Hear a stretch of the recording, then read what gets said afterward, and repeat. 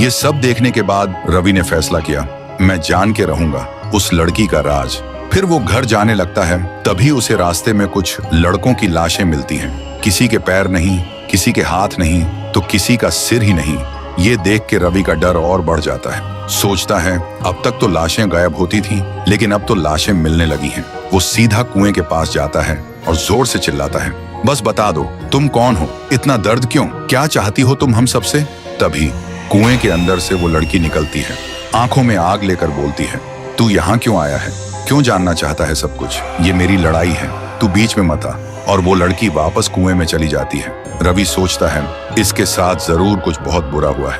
अगली सुबह रवि गांव वालों को इकट्ठा करता है और बोलते हैं, अगर किसी को कुछ पता है तो अब बता दो, वरना इस बार कुछ ज्यादा ही भयानक हो सकता है। गांव वाले रोते हुए कहते हैं, उसके बारे में हमें कुछ नहीं पता। फिर रात होती है और इस बार वो लड़की सीधा लोगों के घर में घुस जाती है, लड़कों को मारने के लिए। हर तरफ सिर्फ चीखें थीं, लोग डर के मारे इधर उधर भाग रहे थे। तभी रवि उस लड़की के सामने आ जाता है और लड़की उसे जोर का एक थप्पड़ मार देती है। रवि बेहोश हो जाता है। जब रवि को होश आता है तो देखता है कि वो एक पुराने घर में है, जहाँ कुछ लड़के किसी राज की बात कर रहे होते हैं। और फिर जो रवि सुनता है उसका दिमाग हिल जाता है। वो लड़की कोई और नहीं, गांव की ही एक सीधी साधी और मासूम अनाथ लड़की थी। नाम था मीरा। एक दिन मीरा स्कूल से घर जा रही थी, तभी कुछ लड़कों ने उसे छेड़ना शुरू किया। मीरा चिल्लाई, मैं सबको बता दूंगी। तभी उन दरिंदों ने उसे उठाया और जिंदा कुएं में फेंक दिया।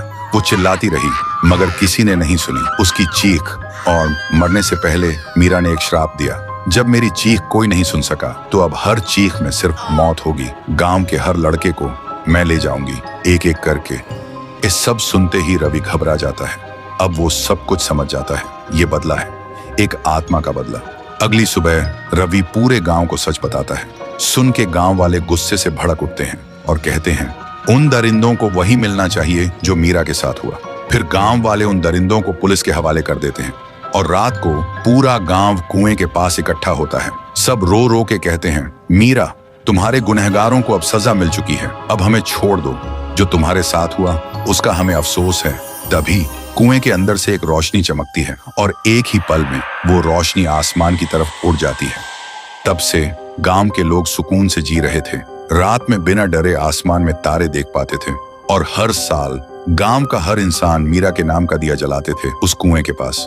तो दोस्तों, अगर तुम एक अच्छे इंसान हो और तुमने मीरा के दर्द को दिल से महसूस किया है तो इस वीडियो को लाइक करो और कमेंट में एक दिया जरूर छोड़ना।